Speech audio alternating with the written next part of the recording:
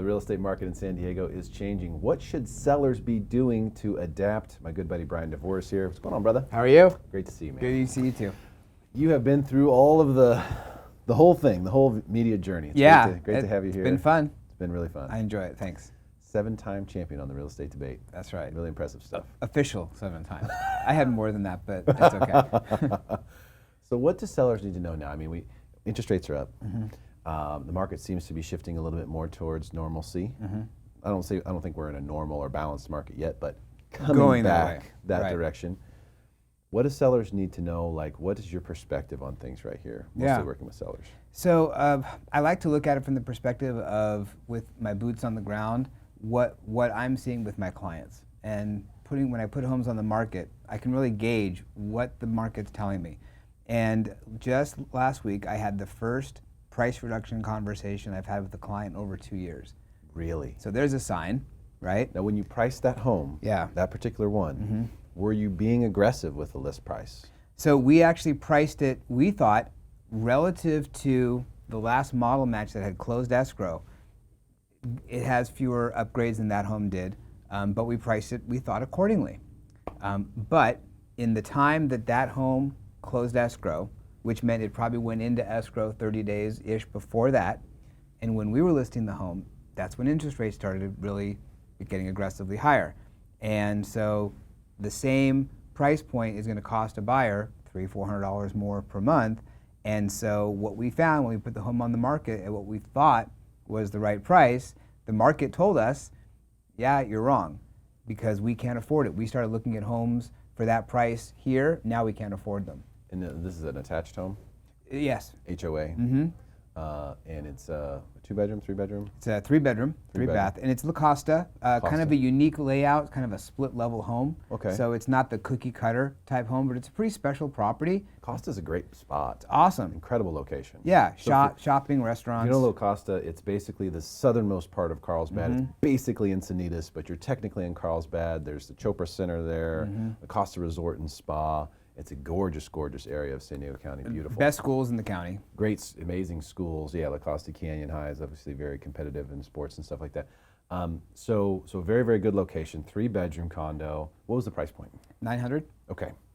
And that was big. It's big, 1,800 square feet. So it's a big townhome. Okay, so $500 a foot is where you started. Yeah, that's significantly less than the average cost per square foot right now, which is $650 per square foot. Right. Exactly. So you came in a little bit above the previous comp because you have a more updated unit. No, the opposite. So we were less updated. The last one sold for $1,040,000. And so we thought, okay, well, we're not as updated, so we're going to put up the home on the market at $900,000. What we've also seen in the marketplace over the last few years, as price points have gone up, and buyers, and you know this, are putting more of their money into their down payment, they don't have as much liquid to remodel, and so they want that turnkey home. This one's not quite turnkey. So I think that could be holding some people back as well. So I had the discussion. We went on the market on Friday, and we went through the weekend, had open houses, had good traffic, no offers. And I talked to a couple agents on Monday, Tuesday, Wednesday, and they were very surprised that I had no offers. I'm like, well, this is what the market's telling me. Agents who had brought their buyers through the property were surprised? One who did, and the others who were looking to maybe set up showings for later in the week. And they were just calling to be sure the home was still available. So how long did you wait before you had the price improvement conversation with the seller? You just waited the weekend? We went through the weekend, went through Monday, Tuesday. I kind of prepped it on Monday and said, okay, here's what we had been seeing for the last 2 years. You know, we should have offers, et cetera. We don't. So I kind of prepped them right from that point. And then we had the really official conversation about how much we should be talking about, and timing too. Because, you know, I don't want to knee-jerk. Usually in the olden days, you would have the conversation after about 2 weeks. That's what I was thinking. Yeah, it's usually... So you don't think it was premature to have that conversation? I don't think so. And the reason, too, is because, you know, while we don't want to have a knee-jerk reaction, we want to be priced appropriately before anyone who's in the market for a home in this price category is done. Yeah. And now you're only dealing with people who are coming on the market. And I'm a firm believer, and I told them this, in you do one price reduction. You don't want to be chasing the market. So you do one reduction, you do it right. So we reduced it from $900 to $849, and then the next day, so I reduced it last night, This morning I already got a showing request. Went back to the people who had already seen it, told them, they said, okay, this is great. So I expect that will shake some things up. So I think, kind of keeping with our theme of what should sellers be aware of, sellers should be aware that buyers are aware that the market's changing and that they can't buy as much. So sellers need to really be, aware, listen to the realtor who's giving the advice of, the stats and the data that's showing what's going on out there. I think it's, you and I have talked about this before, creating a seller's market for your home. Mm-hmm. Because the overall market can be in whatever condition. But if you can create a seller's market for your home, that's really what you're trying to do. And I think what is going to separate, I think a lot of people who sell their homes this year, for the remainder of the year, are going to have great experiences. I think a lot of people are going to have frustrating experiences. And I think it really depends on who your professional is and what advice you're given, and what advice you're taking, I should say. Yeah. Because if you do realize, okay, this has happened, now we need to rethink things, it's much better to start at a lower point, isn't it? Absolutely. I mean, it's just a much better place to be, but it's hard to gauge exactly what is a lower point. Right. You kind of thought you were doing that with the 900. I mean, your comp is $1 million. Right. You're putting on at 900, okay, hey, that should cover the delta there. Right. And keep people interested in this thing. And it didn't. So now, going, all right, well, how do we, if you had it to do all over again, what would you list it at if it was your decision? If I had to do it over again, I probably would list it at this price to begin with. I read this one time and it stuck with me. You can never underprice a house. It's true. You can always overprice it. It's easy to overprice it. Once you price it too much by $1, everything above that is too high. But you can never really underprice a home because the market will dictate where it's going to go. And if the market says, wow, this price is great, then you get multiple offers and it gets bid up to what the market will bear, just like anything. I remember we had a point in time, maybe it was a couple of years ago, it was before COVID, when the market was seeming to get soft. Do you remember the $1 listings? Yeah. And we had a lot of conversations about that. It was going crazy online. So there's a couple people who were listing houses for $1, and they were sort of proving this point. And but doing it in real time, and clients were allowing them to do it. It was kind of wild. But it seems to me like we might be heading into a market where it may make more sense, instead of the regular cadence we're used to now of the frenzy and trying to sort of tighten the amount of time people can see the home, and tighten the amount of, more restrictions, like the weed out that's been going on, change it to a weed in. Right. And say, okay, here's what we're going to do. We're going to take a house like that we were thinking should be 900 and go, we're going to list it for $799, but we're going to keep it on the market for 10 days before we do an open house. And then after we do the open house, we're going to say all offers have to be in by this date. We're going to give people, 3 or 4 days to get offers in, or something like that, like widening the top of the funnel. Right. Instead of a lot of the stuff that's been done in the past couple of years has been to tighten, because there's been so many people trying to get in. Right. I think we might be coming into that, for this summer. What do you think about that? Yeah, no, I agree with you. And I think that buyers have fatigue. They're frustrated, and that frenzy of, and they're used to getting that immediate alert. New listing came on the market, I got to get in. If I don't get in the next 2 days, I'm not going to get it. I might as well not even try. But if we let people know ahead of time, hey, you have time, we're going to, have this availability to see the home, but price it aggressively like that, you're creating that seller's market, I think, for that home. But no, I agree with you that we have to change some thinking a little bit. It's a little bit about the pricing, but it's also the strategy too. Yeah, there's some strategy there. I think that you can look back at that. I believe it was 2017 or 2018. Was it when people somewhere were around getting there, somewhere bearish? I remember being bearish in 2017 and interviewing people right here on the stage who were saying, yeah, it's a little frothy market right now. No, it wasn't. No, right, I know. That was opportunity knocking, screaming, just pounding at the Had door. we known, right? Right. And so when you look at the market today, a little bit fresh set of eyes, okay, well, what is it that needs to change to make it okay? What I've seen in just the last, let's say week or two, is that we have a more agreeable market. We have a market where buyers and sellers are a little bit more talky to each other. There's a little bit less of the sellers being in the ivory tower shouting down at the peasant buyers. Yeah.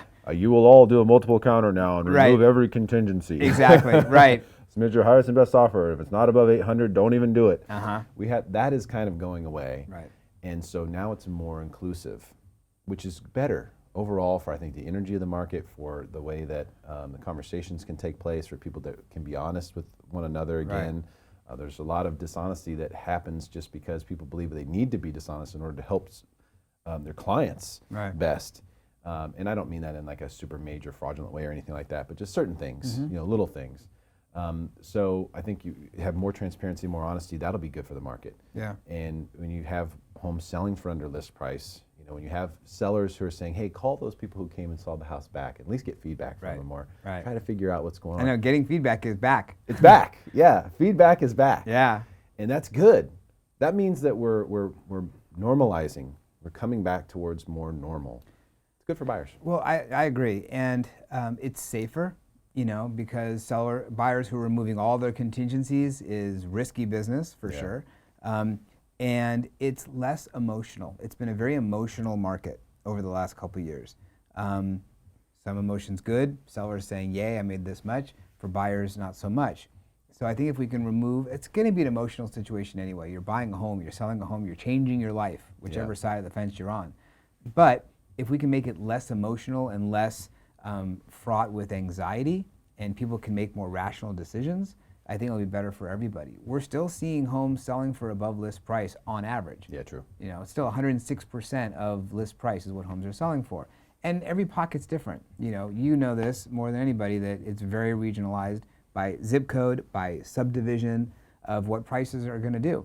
And some are going to be higher than others. I think that's coming back more because for a period there of maybe a year and a half, it didn't matter. Yeah. I mean, it didn't matter where you were, 92105, 92114, no problem. Hey, you got a house there, right? And it's detached, and it's under $1 million. People are looking at it. Yeah. I think you're going to see more of the geographic snootiness coming back, and I don't mean that in a bad way, but just more of like it matters now. Yeah. Where it was just, hey, if we're in San Diego anywhere and we get a house, that's all we're looking for. That's how hard it was to buy a home. Now I think people will be a little bit more, you know what? That one is 20 minutes east of where I want to be. Right. I think we'll just keep looking.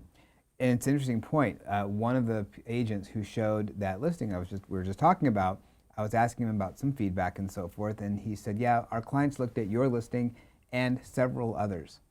And that's the first time I've heard an agent say they looked at several others. Because the way it's been there's nothing out there for sale. A home comes on the market, we have to go look at it and try to buy it. Or maybe there's a couple. But we're seeing a little bit more inventory. Inventory had been below 2,000 total units in San Diego County for a long time. Yeah. 1,500, 1,700. We're at 2,500 now. Yep. And so it's starting to climb. Number of contracts are going down a little bit. So yeah, that normalcy is coming to play. But yet we're still under 1 month of inventory. Yeah. So it's not a buyer's market. It's not even a normal market. It's still a seller's market.